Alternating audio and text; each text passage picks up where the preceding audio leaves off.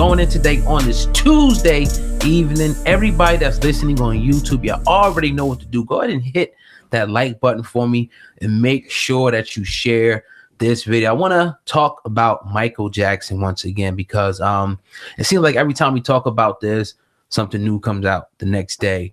I mean, it seems like more and more people, are starting to, the tide's starting to change now. So people speaking now, saying, "Oh, this is wrong." So a lot of people starting to believe this now, man. I don't know what it is, man, but I'm gonna turn my attention to Micheal Jackson's nephew because he spoke up today and he left a very interesting statement, by way of TMZ. And I think we need to listen to this and hear out what the gentleman's saying, man. So here we go. Here's Micheal Jackson's nephew. I know you feel that the family side has not been getting enough attention. What would you say? What would be if they come to you to interview you? What would you have told the documentary makers?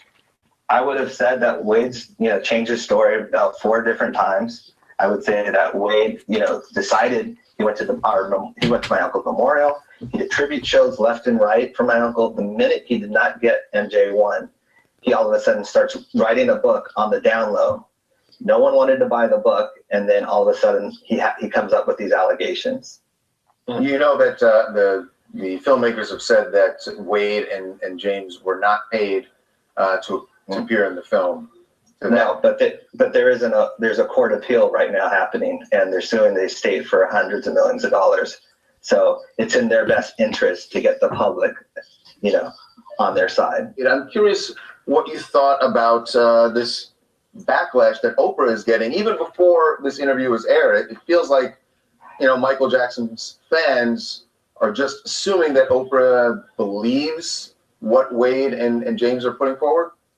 Well, she watched this on her birthday on David Geffen's boat. And David Geffen, we know, is not the biggest MJ fan, and there's more to that I don't want to get into now. But I think the fans are a lot smarter than people give them credit for, and there's definitely a connection in there. Oprah's never been on our team. So that clip by way of TMZ sitting down with Micheal Jackson's nephew, I thought that was a very interesting clip. We had to play that here, on the podcast. What do you think, though, Sandman, about this? This versus nephew, but then we'll turn our attention once again to Oprah. But first and foremost, what do you think about his nephew, standing up, defending, his uncle's honor? Well, obviously someone has to in this situation because it's a smear campaign going on, whether you believe it or not. Now, like you said, there's outlets left and right jumping on this story and talking about it. And you see a lot of people kind of changing their views when it comes to Micheal Jackson. And if you look at a story and you let it draw you in and then they put in front of it based on the true story and you really actually believe it, then I could see that. And that just kind of shows the gullibility. I don't even know if that's a word, but to show how gullible people really are. And it's very scary to see. Right. Now, you look at a man who's had some very, very peculiar behavior in Micheal Jackson throughout the years. I think no one will deny that. But then you also have an individual who's been looked at by the FBI. You looked at an individual who's been in court numerous times over this situation and been acquitted. And then you look at the sources. Now, we talked about it yesterday, and we were very, very emphatic in saying we don't play around with pedophilia. We don't play around with people messing with children. That's not a game. And we don't give a fuck who it is, whether it be Micheal Jackson, whether it had been the greatest of the great. If they were known for pedophilia, then all that shit is out the window. They deserve to be in a place in history of dogs. That being said, he never was seen or it was never proven that any of this happened. And the sources that are coming out and saying these things have been proven not to be credible, man. Over and over and over. And why is that being ignored? Now, in the R. Kelly situation, I don't mean to hold you up. I'm gonna finish up in a minute. But in the R. Kelly situation, when the R. Kelly documentary came out, and I know a lot of people are getting mad when I compare R. Kelly to Micheal Jackson, but it's just so close in relation, and they're so close in correlation that you got to. When you look at R. Kelly, when the documentary came out, numerous girls started coming out. It was like an outpouring, like, damn, whoa, now this has to have some attention. What other boys you see coming out right now? All you see is people going, hey, Corey Feldman, is this true about what Micheal Jackson? Nah, Micheal Jackson never did anything to me. Macaulay Culkin, no, he never did anything to me. You never hear anything else. So it's just, it just raises the picture of, You ask yourself why they would do this. And he brought up David Geffen. I got David Geffen's thing here, American business magnate, producer, film studio executive, philanthropist. He co-created Asylum Records and Gave It Records, DGC Records. So he's a music guy. Hates Michael Jackson. You start kind of putting these pieces together. And he said they watched it on a boat, probably was having a little liquor. So he was able to, pretty much, sway. Then you got Oprah, she, being a victim, of molestation, I think when she was younger, you know what I mean? So she's dealing with that. Oprah actually, goes on to say, for me, this moment transcends Michael Jackson. It's much bigger than any one person. And Winfrey said this during an hour-long, conclusion of Neverland. He said, this is a moment in time that allows us to see this societal corruption. So when Michael Jackson's nephew, makes the correlation and says, does Oprah agree, that she believe Robeson and the other accusers? I think she does.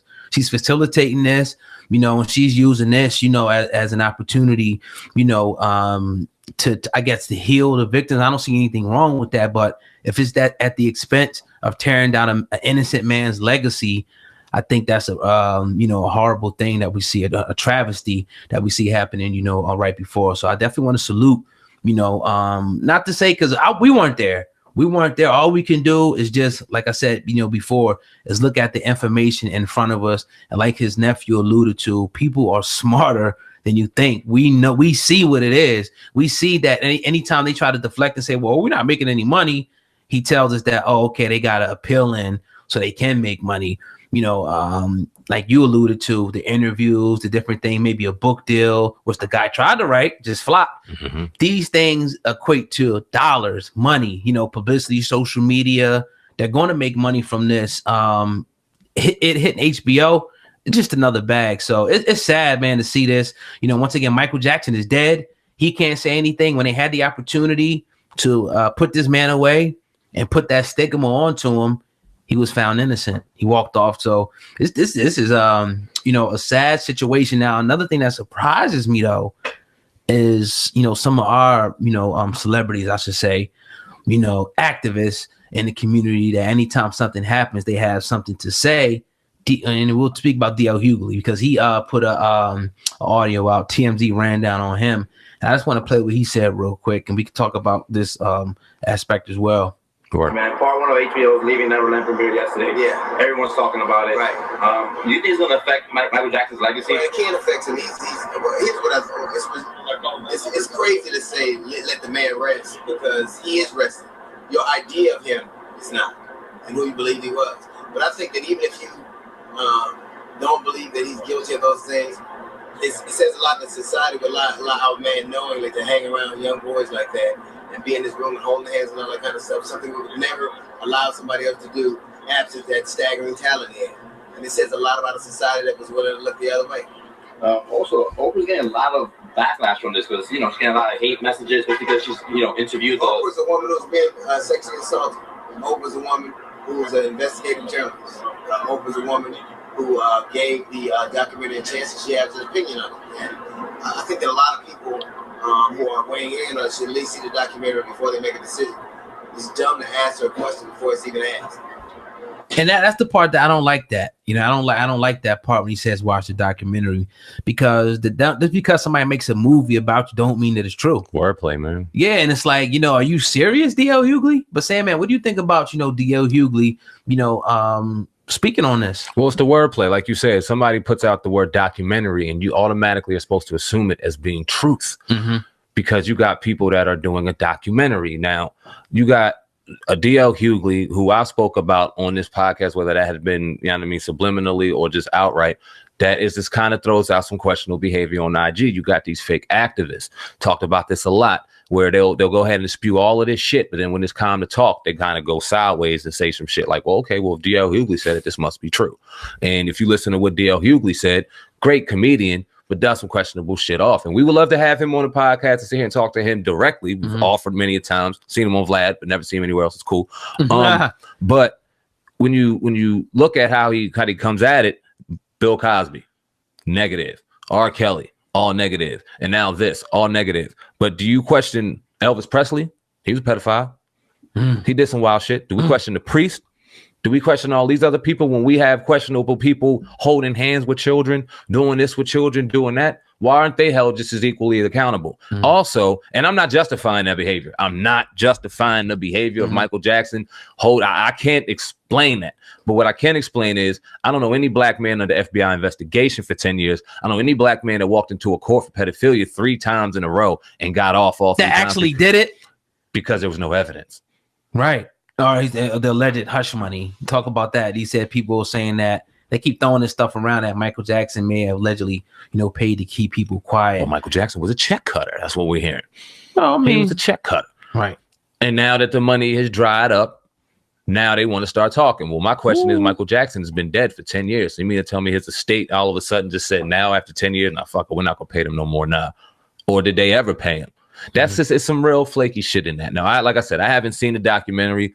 Excuse my ignorance for those who feel like you need to see the documentary to claim some truth over what you believe and what you don't believe in Michael Jackson, because nothing new came within the 10 years he was dead. We all knew this prior to.